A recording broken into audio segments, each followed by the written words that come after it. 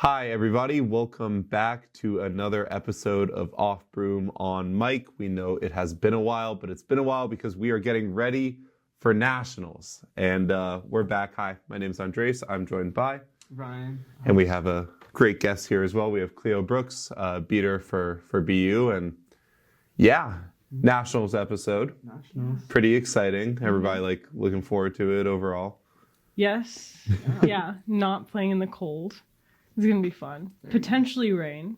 True. It is in Virginia, of all states, which, as a native Marylander, I have to protest that somewhat. But, Okay. I mean, hopefully the facilities are good. I've heard it's, very sunny, which, low-key, I'm looking forward to. So Yeah, we have so many fields, too. Yeah. Yeah. This should be good. First of all, right before we get into Nationals, we just want to make sure we're still, staying on course for the MQC. So Brown won the tournament. They beat Middlebury in that final. Not a lot of surprises there. I know there's a player that we like that, I don't know if you want to shout him out. Yes, Jeans guy, Juneau Park, right? Yeah, for Jeans. And we hoped he would, and he did. And maybe he's the reason for Brown winning. Maybe the jeans are a little bit magical, but I don't know if he's going to wear them at Nationals. It might be too hot. There might be some sort of magical property to those jeans. Maybe have him on the sideline, just Every time he makes a successful play, they just hold it up. Exactly. Cool. Well, in that case, we'll just hop right into Nationals. Should we talk format a little bit? We have 9 D1 teams coming to this. There's going to be 2 different pools. It was 10. UTSA dropped out. And then D2 has everybody else. I'm seeing 1 pool of 5 and 4 pools of 4. That's a lot of teams. Any thoughts on this kind of very irregular Nationals format? Do we want to explain the gender rule and the new? Yeah. Yeah, sure. So for those who don't know, this year D1 will be doing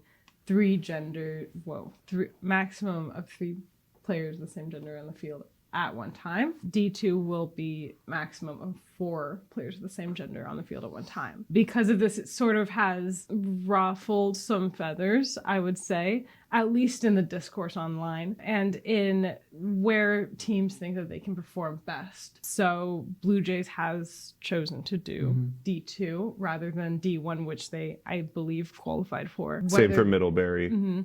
Yeah. Sorry to interrupt. They're the 6th ranked team on USQ right now, and they're playing in Division 2, not Division 1. So whether that's because of the gender rule, if they're able to field a legal set of players, I don't know if I've gotten that word for word, but that's sort of the word about town being Reddit. Yeah. No, I think you can assume that the majority of, maybe not the majority, but there are a lot of competitive teams in D2 that would be D1 teams previously that aren't because of the gender rule. I mean, I'm all for 3 max. I think 3 max is the ideal way that this sport should be played, except in college. I don't think it works for the college system. I think it works in MLQ, it works in USQ Club.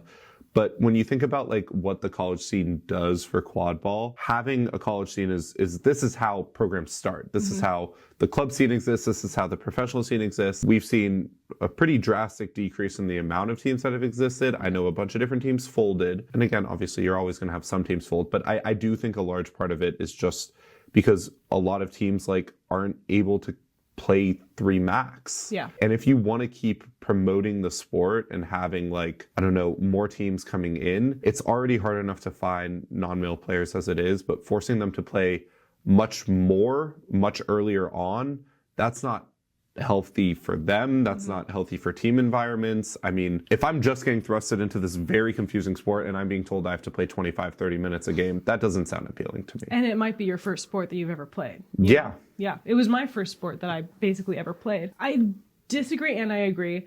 I do think that colleges can do it. BU is very capable of fielding a legal set of players for 3 max and have been for a while. There was a point where we were struggling to recruit enough men to play on our team. And I just think that the timing feels a little uncomfortable for many teams because of what you said, that there's a decline in the number of teams. But I do know that USQ has been communicating with colleges this season and communicating whether or not they'll be able to or comfortable playing with 3 max at nationals. So I think that communication has been there, and we just haven't seen or heard about it a lot. But I know that has been happening. But yeah, I agree that it is a struggle for colleges to currently take that on right now. Yeah, no, I think that's a fair assessment of it. It is, I think, frustrating when you see, like, again, I think I said this in a previous show, but like the pinnacle of college quadball should be D1, and you want that to be as competitive as possible. And this year it isn't. And I just think like that just shouldn't be the case. Like I feel like that's not in the best interest of the competitive integrity of the sport. I mean, yeah, Brandeis also, we've been fine on fielding 3 max. We haven't had an issue with it this semester or the semester prior. So, but I know other teams have. That's like a big point of contention, because how is a team like UVA, for example, going to step up and do this? Because they don't have a lot of non-male players. And I think it's going to be really interesting to see how some of these teams have to play around it in D1 especially. So yeah, something to look forward to, something to keep an eye on for sure. It certainly evens the game, though, for some teams. Because, I don't know that much about Creighton, but, like, do they have enough? Have they been developing their non-male players enough? I mean, Maddie Namani might be the best non-male beater in the country. Yeah. Well, I think that's she's she's so good. No, Creighton has a few DA. Yeah. I didn't mean that. I'm scared of Creighton. Yeah. After me. No, you're good. You're good. Yeah. Blue Jays, you can. Well, I think that is the case with Blue Jays. I remember playing them last year at day 2, and I can't really say that they had non-male players at the forefront of their game. Interesting. Anyway. Cool. So that's a little bit about how like D2 and D1 have begun to be formatted and everything like that. Should we just get into it? Should we get into some of these different pools? Let's talk some quadball. Yeah. We can start with D1. I think that first group, Pool A, that's Creighton, Brandeis, Illini, Arizona State, and was UTSA. They dropped out. I heard it was because of travel costs. I'm not completely sure. Got Arizona State, Illini, Brandeis, Creighton. Predictions, thoughts? Creighton, Brandeis is like... That could be like a finals preview right there. Pool A. I don't know. I didn't see on the schedule when you guys played, but it's the last game of the day. Last game of the day. They know USQ know what they were doing there. Yeah, that'll be fun. I've watched some Illini film and they look pretty good too. I agree. Yeah, that's a good pool. It's gonna be tough. But I think so too. I was like, obviously I've been watching some film. I feel like ASU, it's going to be interesting to see who makes it into day 2 between ASU and Illini. I think Illini have been good for a few years now. They've kind of like continued to develop this team. And I think they have one player in particular, number 73, who seems to really take up a lot of presence on the field. ASU, I'm pretty sure graduated some of their players that were playing on Charlotte Aviators over the summer. So they, I think, might have a bit of a younger roster. I think they made a deep run into D2 last year, if I'm not mistaken. Yeah, I think so too. They were in the final against Texas State a few years ago. That's cool. Yeah, in D2. It's 2 that have been around for a while. I think the question is like, can either one of them realistically beat Brandeis? I'm going to say no, but I'm interested in hearing your guys' thoughts, because I think Brandeis has always kind of punched exactly at their weight. I think most people are considering us to finish just second in this group. We're going to lose to Creighton, we're going to beat everyone else, make it to day 2. That's kind of what we've done. We've been a Pool 2 team for the last 2 years before this. We've done the exact same thing. So I don't know if Illini or Arizona State has the capability of taking us out. I want to shout out the Brandeis Beaters because they've come a long way, even since our like the beginning of this season. Just watching you guys at our bowl games, the Beaters have come a long way. The people that you recruited this year have like made such a jump. I do think that like puts you very far ahead. Yeah, no, I agree. I think it was more or less like the thing that, obviously it's a team sport and everything, but I think last year we definitely had some spells where we didn't have control for a lot of it, and I think this year that's not going to be the case. Like, I think we have 3 lines that you can put in, and each one of them is going to give you a different twist, a different opportunity. Practice has been fun, I will say. Like, we have started to really get our timing down with beaters, and there's been a few plays where like I'm sitting off to the sideline, or even if I'm playing defense, I'm like, wow, that was beautiful. Like, I think we've been playing offensively a lot better because of it, which like historically with Brandeis, I think we've been good because we've been the better defensive team, not necessarily because we've been the better offensive team, and we just capitalize off fast breaks. So yeah, hopefully that can turn around for us. I do think we can beat Creighton. I mean, I just think we can beat Creighton. Like, we have the players, we have the intangibles. I think so much of Creighton, and I think that they're the pretty obvious favorites going into this, is kind of like, oh, it's Creighton. Like everybody's been thinking that. But they've been thinking that for the last 3 years. And they still haven't won a national championship. Obviously no UTSA. They've been their kind of kryptonite. So I'm sure they were happy to hear that. But I feel like we have a very why not us mentality for that. Well, I'm rooting for you guys for sure. Northeast solidarity. Yeah. We can move on to Pool B in D1, which is University of Virginia, Texas State, BU, Mizzou, and RPI. Yeah, so how are you feeling about your pool? I'm feeling great about my pool. We play UVA first thing, which will just be great. Historically, BU hasn't had a very great first game, so it'll be just fun to play great quad ball against a really successful team right out of the gates. Yeah, I'm just looking forward to that game and playing hard. Yeah, our goal is to make it to day 2, and I feel like that's a very achievable goal. I'm also going to give a shout out to UVA's beater, Rhett Kravitz, I think his name is. Yeah, he briefly joined Aftershock over the summer, this past summer, so we got to practice a little bit together. He's really, really nice and very good and very respectful of other players. Yeah, their beating pair is really, really good. It's Rhett and Joey Bay. They just have like some star power to them. Like they make some really incredible plays. It's a hard duo to play against. Yeah. Joey was on the Titans practice squad. And he was chasing most of the summer, but he's really? an athlete. Yeah, he's good. Yeah, I think soccer background purely because of I remember like an insane kick play. Also plays like a soccer player. I don't know. Yeah. You can just kind of tell. Yeah, and then we also have RPI out of that group. That's the other MQC team. I'm really interested to see in this like BU, Mizzou, RPI because I do think both RPI and BU are better than this year's iteration of Mizzou. I'm going to be really curious to see how those games go overall. Yeah. I mean, this is like the last run for this RPI roster. That's kind of been around for a little bit now. So they have a lot to play for. Yeah. Yeah, they do. Those games between BU and RPI have been pretty charged. So I'm excited to have another one of just a solid game. Yeah, they will have a lot to play for. And I think a lot of those games come down to who can keep a cool head and who can keep a solid mind on the field and playing really smart and secure, because the emotional game has so much effect on who wins and how you play. I think a lot of games this season is going to come down to who can keep a cool head and who can keep irritation, aggravation down to a minimum. I can say I feel like that's why Brandeis beat Texas State last year. I mean, obviously there was a great catch by Eli at the end, but also like, I mean, we just kept our heads in it. Like, and I remember that's what my coach said this last practice that we had. Tyler Beckman was like, it's a mental game now. Yeah. Because it really is. I mean, like every team that's coming here, especially in D1, knows what they're supposed to do, knows how they can do it, has a good understanding of their roster. We've had a year to prepare, and now it's just like, can you deliver on it? And it's really, it's a mental thing. It's no longer about the physical attributes of these teams. So I'm just excited. I think it'll be great. I would be remiss to not talk about Texas State out of Pool 2 here. I don't know if you guys saw, they posted a like 1 hour, like, yeah, I did see that. Yeah, it was like a 1 hour kind of behind the scenes into Texas State Quadball. First of all, that was just cool. Like, thanks for doing that, because it was cool to see how, like, what other Quadball teams, like, what their parties are like, and like, I don't know, the behind the scenes of it all. But also, their offense is beautiful. Like, every play ends in a lob. I don't know how, but every play is like some sort of like half pass, cross court lob to catch midair, like back over the other way, lob finish. Like it's daunting. And I do think Texas State will beat UVA out of this group. That's my prediction. I think they're currently ranked number 3. I think Texas State is better than UVA and will secure the number 1 seed out of this. I watched some of their film because they're playing Baylor, who's in my pool, and Texas State looks filthy.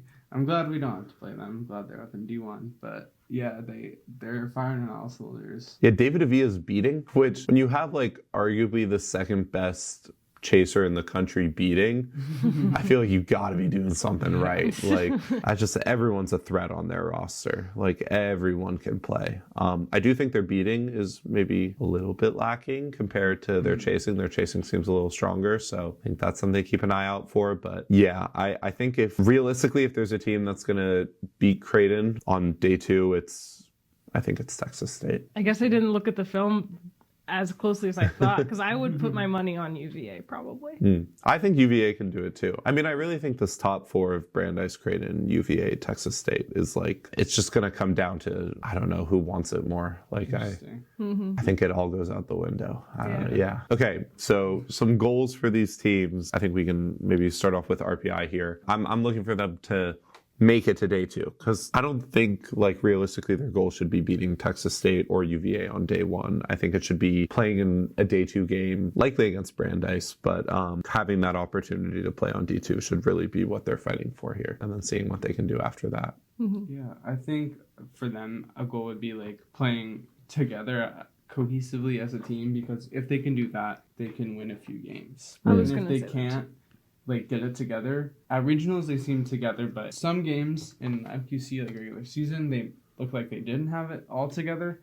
So which version of RPI shows up at nationals, I'd say a goal for them would be like get it all together, and then that would lead to some wins. Completely agree, and I want to add that, like, I have to believe that they're stronger when they're playing together, just even having a good time together. Yeah. I would love to see them just like cohesively have fun Have some on the fun, yeah. field together. A lot of BU's success against them has come out of their frustration, and like I've completely targeted that and used that as any player should. Ruthless, Cleo, ruthless.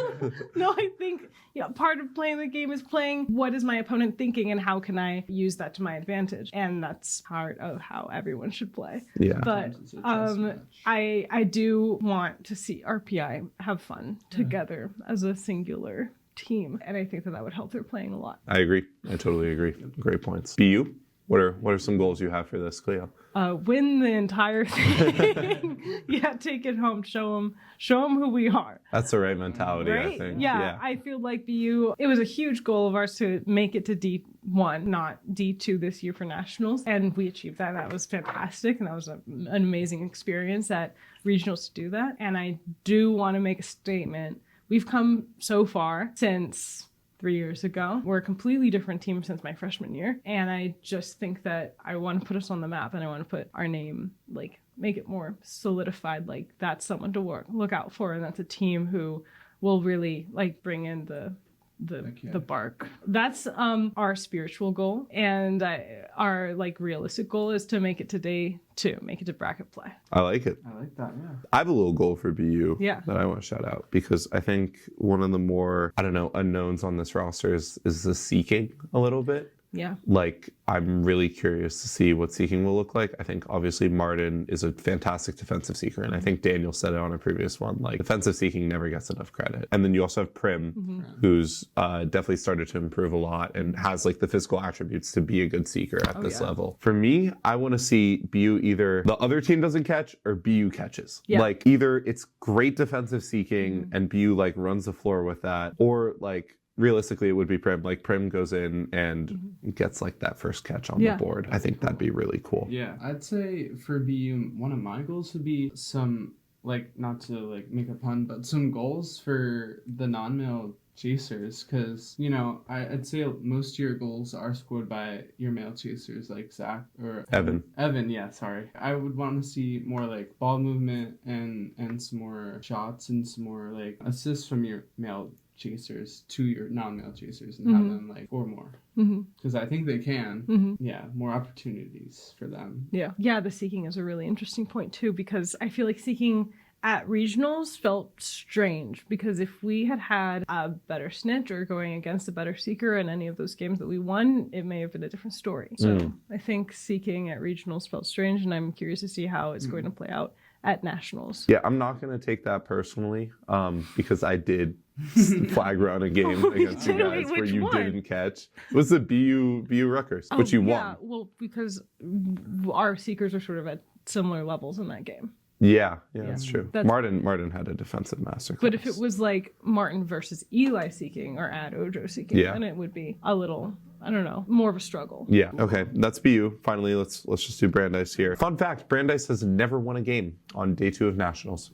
Ever. If this, like, graduating core of 13 people leaves with that still being true, I I might burn Richmond to the ground. Like, I just, that seems so wrong to me, and I would love to be able to correct that. So that's like the minor goal. I think the bigger goal is I want to play upset. I want to beat one of these big teams. I want to go out there and like, I was talking about this with some of the different members on the team. It's like, I want to play in the big games. Yeah.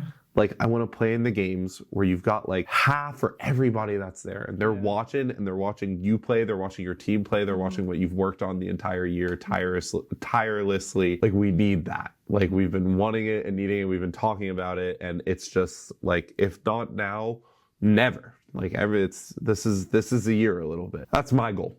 I want to play in the big games, and I want to leave like giving everyone a show of what we can do. It's, you know, obviously I want to win, but I don't want to come out feeling like I could have done more, you know. I think that's a fair goal, and I think Brandeis can a game on day 2, and I certainly will be rooting for you guys. Yeah. Cool. Even if it's against BU.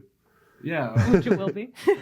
Oh, Wait, yeah, we'll know, see. yeah, We'll see. Yeah. Maybe for half and half. Yeah, well, you better. Red and blue. Yes. Purple. We've only hosted every show Yeah. together, Ryan. Now you're switching sides, going on other teams. Yeah, Maybe no, 51%. no. Well, my goals for Brandeis would be, I mean, I feel like I've talked about your beaters enough, but I will reiterate, you guys have come a long, long way. And I want your beaters to just like eat it up and go ham. And I want to see them make a name for themselves. And I just want to see, and I want you guys to get very, very far and win. We'll do our best. Let's move on to Division 2. This is where, honestly, like most of college quadball is, you know, 24 teams or something like that. God.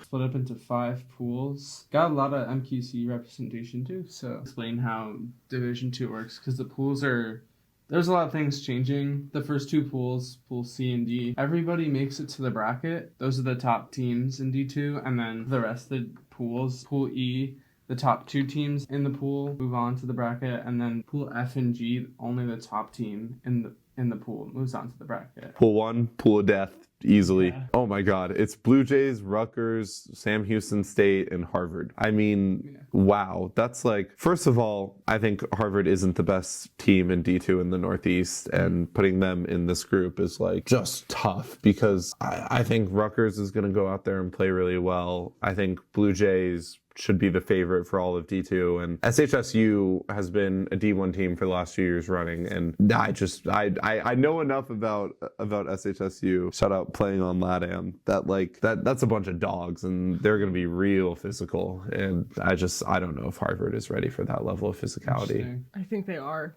They've been, I mean, we scrimmaged with them 2 weeks ago.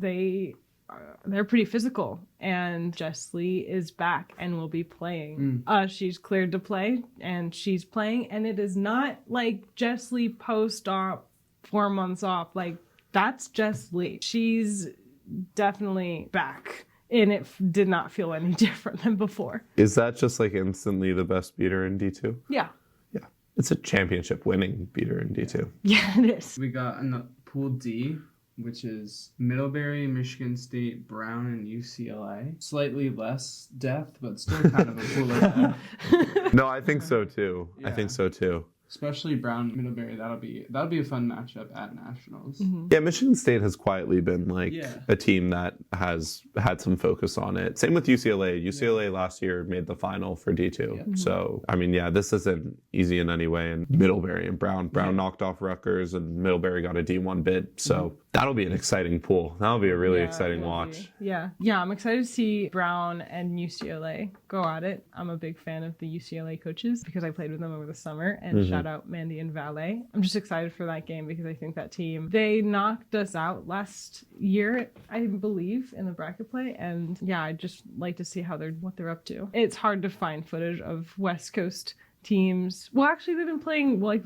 with Second Stars and teams over that area. Yeah, I feel like West Coast kind of flies under the radar, and then they come back out to bite you. Yeah. And Yeah, totally. I mean, that's what happened last year. It was 2 West Coast teams in the final. Yeah, I think this pool it's like near impossible to predict for me. It's just, I mean, Brown beat Middlebury twice very recently. So I guess the question is Middlebury able to make any adjustments? Do they have any other players that weren't playing in those games that are able to come in and show out and make a difference? Because if not, it's Brown at the top of this pool. if not UCLA. If not UCLA. I don't know. It'll be interesting. I will just say, I think this Brown team has really impressed me. I definitely thought they would be going up. I don't know. I thought they would go up, but I was never really huge on this Brown team. I think it was until Fia came onto the show and kind of explained what's been going through. This is a team that's improved a lot since the start of the year, and I think they're pool favorites here. Yeah, I like them. I really like them. I think they could make a deep run. I'm gonna be cheering for UCLA though. that's fair.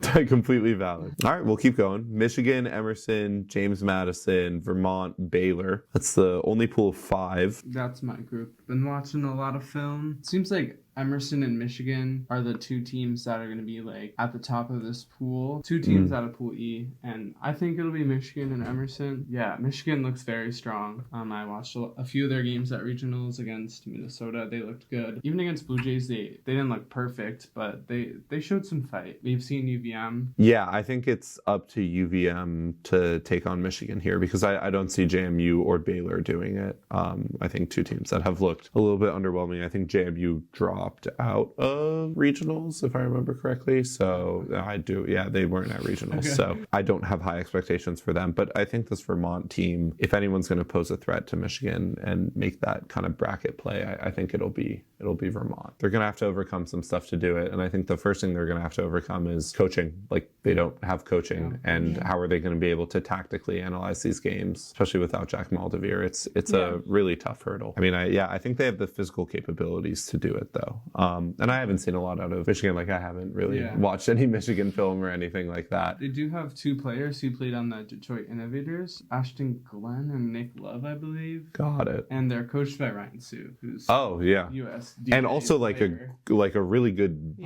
mind for the game. Like understands how to play Quadball and like how to do it at a high level. Their beaters are going to be well coached. That's true. I'm just happy Ryan Toyarkov is no longer playing for Michigan. I don't know if anyone remembers Ryan Toyarkov. That was a really scary chaser in my opinion. I mean, I think he was 6'5" and lanky, and I don't know, just had all the moves, and that's what made Michigan a few years ago. I think they had a quarterfinal against UVA and beat them and made it all the way to the semis before I believe losing to either Harvard or UTSA that year. So I wonder if there's any players left over from those teams, but Michigan used to be really up there. They were an exciting team to watch. I wonder if they still have it. That was also still when they had Sue and Broder. Do you want to talk more about Emerson? Or Emerson talked about our depth issues, all podcast previous episodes, but that will be not a problem. Finally, everybody will be back at Emerson for nationals. All the players from LA, so that's Daniel Baradat, Jonathan Nam, Kaden Lisa, and Tara Byrne, and hopefully I'm not forgetting anybody from LA. And then also Amiri Rivera from Switzerland. So full roster for Emerson. It's going to be pretty nasty, so watch out, D2. It's a completely different Emerson team. Emerson team. And these players are coming back having practiced with the big boys. Yeah, with second stars in LA, and Amiri played somewhere in Europe. I played with Amiri in Europe, and Amiri dominated European competition. No, it's European competition, so let's all take a break here. But Amiri was the number 1 scoring option for that LATAM team. If you don't know, I tore my hand right at the start of the tournament and didn't play a single game, so I flew to Barcelona for no reason. But Amiri picked up the weight and played very well, and I think coming back to Emerson, that's another threat. I mean, we were talking about how in the Harvard games, they could just kind of take you out of the play, and then it was well, now what do we do? And you just can't do that to this team anymore. If you take me out of the play, I have 3 other chasers that can score, make their own space, do stuff with the ball, pass it around. So you really can't take me out of the play. It doesn't matter. Yeah, no, I agree. And I think it's also worth mentioning Hayden and Janie are a really fantastic beater pair. These are players that they've played with for a while and have some chemistry with. And Emerson also is graduating 6 or 7 of or maybe even more players from this Emerson roster are graduating. A bunch of people, it's going to be their last nationals, so they're definitely looking to have fun and win some games. A lot of experience, a lot of leadership on this team. Move on. Last two groups have no one from MQC in it, but we will mention them quickly anyway. Case Western, Texas, Purdue, and Triangle United. Triangle United, that's the North Carolina teams. Very physical group. Texas and Case Western are two really physical teams, so I'm going to be pretty excited to see them kind of go head to head. And then Purdue is combined with Ball State. They might have a big roster. They might have a lot of people there, so they've looked good historically. I know a few players graduated, but they still have Sam Magner, and he's really good. It's impossible to talk about Purdue without mentioning Sam Magner. Yeah, Sam's awesome. So I don't know. I mean, I'd be interested to see if Purdue can play upset on them, but I really think it's either Texas or Case Western are the two coming out of this. One of them has to be the one that comes out of this. So I don't know. Texas has played some great competition this year. I've watched a lot of their film, and it's Texas. They hit. You know, I'd be interested to see how teams kind of fare against that, because that's a team that can make a run. I think Texas is coming out of this on top. I think it's a very fair prediction to make. And then lastly, it's Penn State, Minnesota, Pitt, and Bowling Green. Minnesota did look good against Michigan in the game I watched, and I also think it's fun. Like Penn State and Pitt are gonna play. Yeah, like MQC teams playing in the nationals. Like they're. I don't know how far apart they are, but it's a good rivalry. Yeah, rivalry game. Just like BU and RPI and pool. Any goals that we have for our MQC teams in this D2 bracket? Starting off with Harvard. To me, it's like, is Harvard going to win a game? I want them to. Obviously, I want them to. It's just like, I don't know what they're going to be able to do on day one. I won't lie. Maybe Rutgers or SHSU. It's a lot in the air for Harvard here. I think one of their strengths right now is their adaptability. They're also a new team. Before, everyone knew the big names and kind of what to expect. Now they can use that to their advantage, that not as many people know sort of what they're shaping up to be, because it has changed throughout this season, and I just really want them to play hard. I want to see them play hard. I want to see them get some catches too, because no one knows what their seeking game really looks like yet. I think their seekers are still sort of figuring it out, so I'd love to see. It's Cole Tibbs. I think is the main seeker, but outside of that, I don't really know. And to Harvard's credit, like they might be like the best coached team in nationals. Like Ethan, Max, and Lulu. Yeah, it's a fantastic. That's an ideal coaching roster. Yeah. Creighton's got Dallas and Amanda Dallas and Senna Morimoto. I agree. I think Harvard, their goal should be to make a serious run at it. Yeah. Especially with the return of Jess Lee here. Because they hustle, and I think that they'll get far. And Jess Lee did play against Emerson at D1 relegation, and she's back. Jess Lee. So. Middlebury, they need to redeem themselves after. I mean, this is a team that got a D1 bid, and then Brown beat them. So I think it's been 3 years in a row where they've been in the final to get promoted to D1, and they haven't. So I want to see some passion out of them. I want to see some anger. And coming from last year where they didn't even go to nationals, they definitely are hungry over in Vermont. Because I feel like they have, people have belief in them, for sure. I've never heard someone sort of dismiss them out of pocket. There's always been but you gotta watch out, or they have a couple heavy hitters and you gotta look out for them. So I think that they have some motivation and people backing them, and I feel for sure. I want to see them kind of execute that. I think in sports, one of my favorite terminologies that exists is the dark horse, right? Mm-hmm. The what's the team no one expects to make a run that makes a run? And I think it's either Middlebury or Brown, because I think they both are a little bit undervalued, a little bit counted out. They both have the capacity to use that to their advantage and make a deep run. They're there to play upset. They're there to be look what no one thought we could do. I think your Emerson team. I think we have a realistic shot at going far into the bracket on day 2, especially with our depth, seniority, with all our players that are so experienced. So last year we made it to the bracket. We lost to BU on the first game of day 2, so we got knocked out in our first game. So I think our most realistic goal is win a game on day 2, because last year we made the bracket for the first time in a while. So this year our realistic goal is win a game, move on to another game on day 2. But I do think, me personally, I think we can make a deep run. Yeah, I agree. I totally agree. This team can. This team absolutely can. It's just I want to see if the chemistry is there after a while of being apart. I think it's a little bit difficult hope that there's only 2 teams that go up out of this group, because you don't want to come out slow against one of these teams and have them really upset you early on, because that could be a big deal. I think as long as that isn't the case, I agree with you. I think Emerson, their goal should be a performance on day 2, especially with who they have. I agree. I think you guys should run as far as you absolutely can. Yeah, I'm excited to see all of your guys' games. It's just a cool roster. Like, it's a cool roster with players that are easy to root for, and I think it's just like going to be exciting to see them play together like one last time. Yeah, and I think also I just love how much fun you guys have together. I really appreciate that, and I just really love your guys' vibe, and I think it's just a great team to be around and play against, and especially with these teams and games that are going to get heated and get amped up. I just think it's a great energy to have. I think Janie said this at one point, but we're going to try to have the most fun. That's great. We're going to be the team that's having the most fun. That's how you play best. Yeah, that's how we play best. We play better happy, so. It can also, like, get into other people's heads. Because I know I get kind of frustrated when I'm, like, really in it and trying to, like, win this game, and Peyton's smiling and trying to chit-chat with me. The bench is doing some stupid shit. Yeah, so it could also work to your advantage like that. And then moving on, I think our last team, Vermont. Vermont. It's like I want them to. It'd be so cool if it was Vermont and Emerson out of this group. I think their goal really should be to make it to day 2 and take on Michigan there. But this Vermont program has just been around for so long, and I think it'd be really cool to see them add something to that. It's a team that everybody loves. Everybody loves Vermont on the Northeast, and like it would just be exciting for them to get one on the board. I think I would really like to see that. It's got to come from all their players. I mean, you have Jack and Carter, but the way that Vermont is going to be able to play best is working together. Yeah. It's a team that'll improve a lot if they're able to do that. So they should hopefully be really focusing on that aspect of their game. Kind of like what I said with the RPI. Like, if they can get it together, if they can play cohesively as a team, then they can make a shot at, like, coming out of the pool. Especially with 2 teams coming out of this one pool, I think anything can happen, really, and I think they're playing really well. It could be Emerson and Vermont.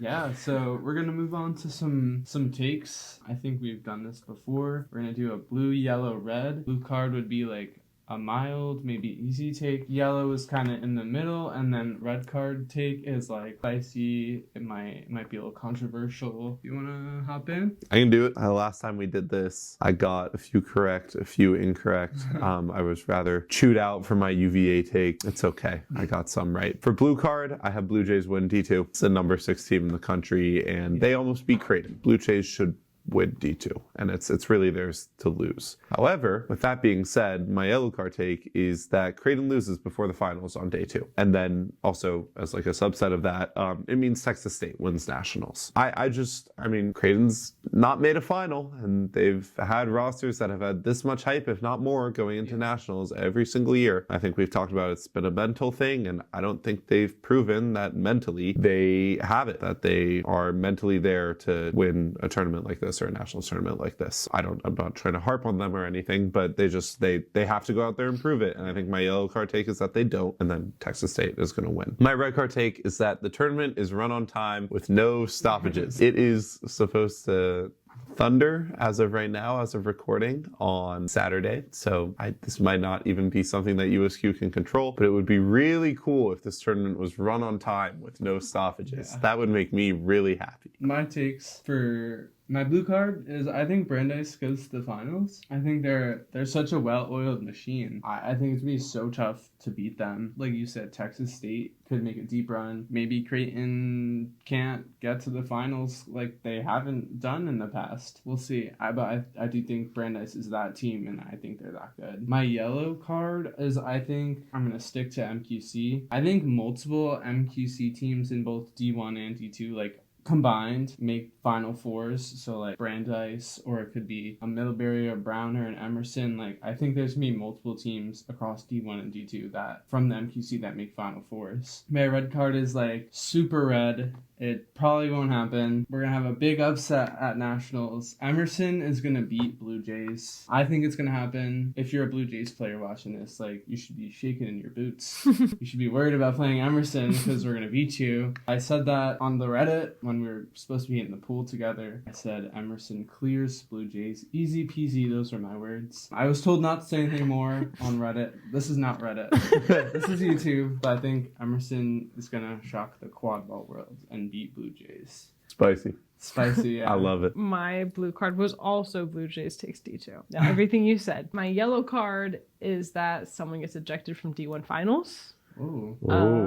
I love that. And my red card is also kind of red that RPI doesn't win a game. I think that's been our Nationals episode. Please tune in. We've been hearing word that a lot of these games are going to be filmed. So even if they aren't filmed live, you can still watch games after. But hopefully a lot of the games will be live streamed. It's going to be a fun tournament. I love it when this community gets together. Yeah. I look forward to Nationals year round. It's just, it's exciting. And I'm excited to reconnect with friends from all over the country. And I think we're going to have a good tournament. It's going to be a lot of fun. Yeah. Last year was my first Nationals, and I was starting to fall in love with the sport, and then Nationals was just like, It's what does it. It's what does it. I completely fell in love with this sport after Nationals, or like during Nationals. And on that note, thank you all very much. We will see you after Nationals.